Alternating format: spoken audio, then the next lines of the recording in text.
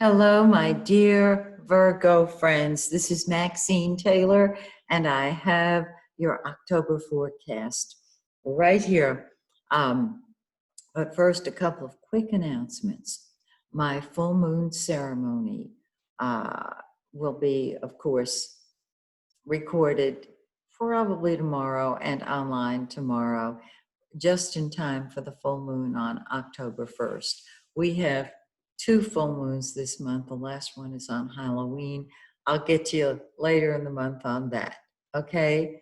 The other thing I want to tell you about is that I am offering Blue Star reports on my website, MaxineTaylor.com. So many of you really want to understand yourself, you want a birth chart, and you want a forecast. But with the way the economy is, your budget is tight. And so I am offering Blue Star reports. Just go to my website. You'll have an opportunity to order a birth chart, which comes with an actual copy of your chart and or a 3-month daily forecast, again, with a copy of your chart, okay? Now let's talk about your forecast for the month of October. Well, Mars, planet of action and energy, what you fight with and fight for, it's in your 8th house of other people's money or joint finances, taxes, budgets that you have with other people, and secrets. The 8th house is the house of secrets and transformation, but it's retrograde. And it has been retrograde. And so when Mars goes retrograde, everything is kind of flatline. You feel like you're just running around chasing your tail. Look at the world. Things are not really moving forward, but they will after Mars goes direct in November. So you're not going to start any new financial projects. You're going to tie up the loose ends of unfinished projects. Now, the full moon on the 1st is in the 8th house. So that means that financial projects and getting to the bottom of things and transformation of all situations. That's what comes to a head. It's really terrific. If you owe money, if you need to work out a payment plan, that full moon indicates that you can go ahead and do it.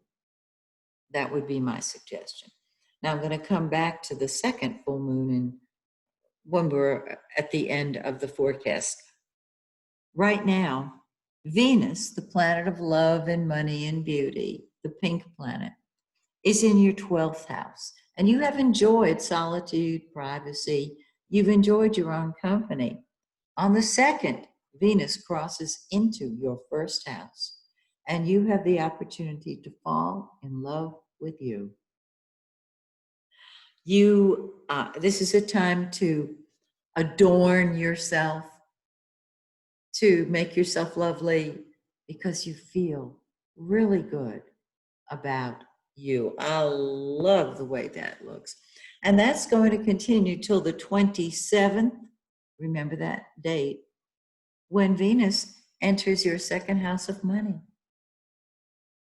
And your income can improve.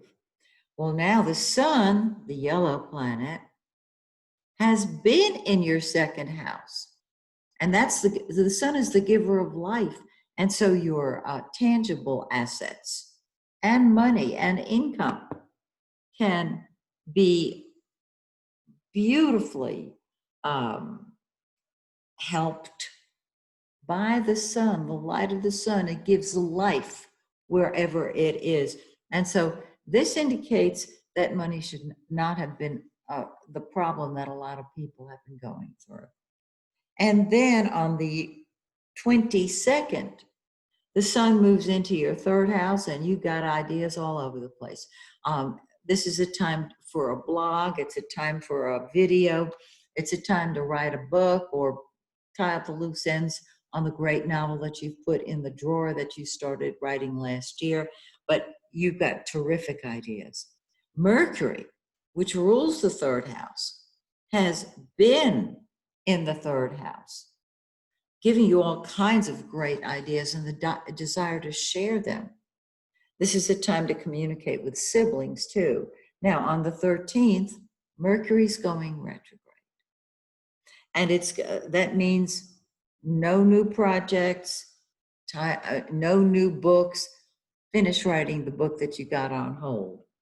Mercury will retrograde back into your second house of money to give you all kind of money-making ideas, and it will re-enter your second house on the 27th, the same day that Venus moves into your second house and brings more money, more assets. And the new moon on the 16th helps this, sets it up, because the new moon is when energy starts moving forward. Don't you love it? Oh, and then the full moon on Halloween in the 9th house, October 31st, in 8 degrees of Taurus. This is you seeing a much bigger picture, particularly about money, though not necessarily limited to money. Higher education. The 9th house deals with concepts and principles rather than ideas. So I love this because it gives you options you didn't even know you had before. To communicate over long distances, to study higher mind studies, subjects, and to just realize that you have more options, as I said, than you thought you did before. Don't you love this forecast?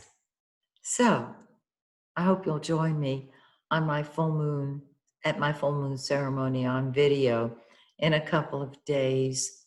Till then, may the stars shine brightly on you and yours. Bye for now.